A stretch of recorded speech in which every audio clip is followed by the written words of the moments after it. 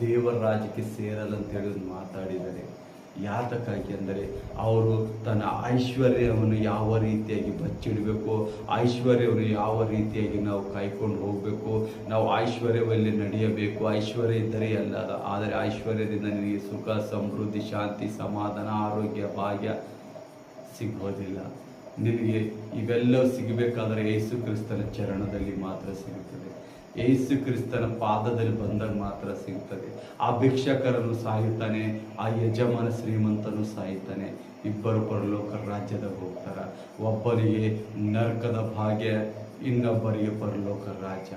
ಯಾರು ಪರಲೋಕ ರಾಜ್ಯಕ್ಕೆ ಹೋದ್ರು? ಶ್ರೀಮಂತ ಹೋದ, ಭಿಕ್ಷಕರ ಹೋದ? ಹೇಳಿದ್ವಿ, ಭಿಕ್ಷಕ ಹೋದ. ಭಿಕ್ಷಕ ಎಲ್ಲಿ ಹೋದ? ಪರಲೋಕ ರಾಜ್ಯದಲ್ಲಿ ಹೋದ. ಆ ಬ್ರಾಹ್ಮಣ ಮೊಗ್ಗಲಲ್ಲಿ ಕುಂತ. ಅದೇ ಯಜಮಾನ ನರಕದ ಭಾಗ್ಯ. ಕುಡಿಯೋಕೆ ನೀರಿಲ್ಲ, ಉರಿಯುವ ಬೆಂಕಿ, ಉರಿಯುವ ಗಂಧಕ ಬೆಂಕಿ, ಉರಿಯುವ ಕೆರೆ.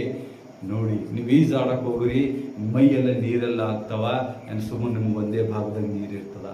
ನೋಡಿ, ಗಂಧಕದ ಉರಿಯುವ ಬೆಂಕಿಯ ನೀರಿನ ಕೆರೆ ಬಾಯಿ. ಅಲ್ಲಿ ನಿಮಗೆ ಮಾತಾಡೋಕ್ಕೂ ಚಾನ್ಸ್ ಇಲ್ಲ, ಅಷ್ಟು ಉರಿತಾ ಇರ್ತದೆ. ಅವಾಗಂತನ, ಏ ಲಾಜರಸ್ ನೀ ಯಾಕೆ ಅಲ್ಲಿ ಕುಂತಿದ್ದೀನಿ, ನನಗ್ಯಾಕೆ ನರ್ಕ?